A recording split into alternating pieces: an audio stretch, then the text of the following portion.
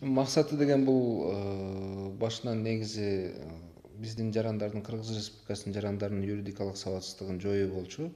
Дагы бир максаты бул жанагы Кыргызстандагы сот системасынын кадыр баркын дагы бир деңгээлге жогорулатуу. Себептен бүгүнкү күндө Кыргызстанда соттордун дарегине болгон сын пикирлер көбөйүп кетти.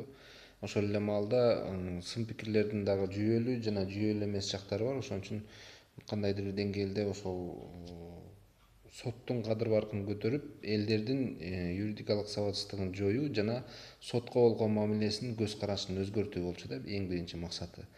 Анан ошонун негизинде биз ошол темаларды аныктап, муну жөн эле чыгарган жокпуз, жөн эле чыгарыш керек. Ушун үчүн эле сөзсүз түрдө ошол жанагы максаттарды басып өтүп, ошо программаны жөн эле чыгарып койбостон, биз жарандардын дагы немесин эске алдык, алардын ой пикирин, сунушун. Ошонун негизинде биз атайын биринчи жер кыдырып, алардын ой пикирин уктук.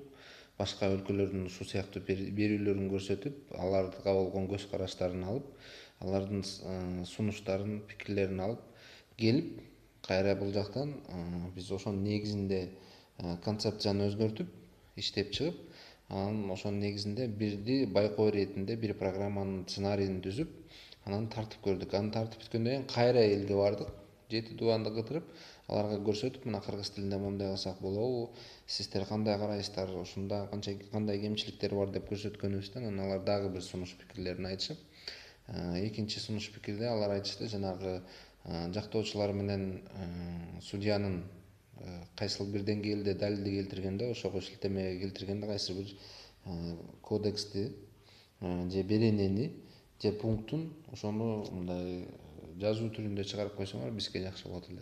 Ошонусун эске алып, анан дагы ошол өзгөртүүнү киргизип жасадык.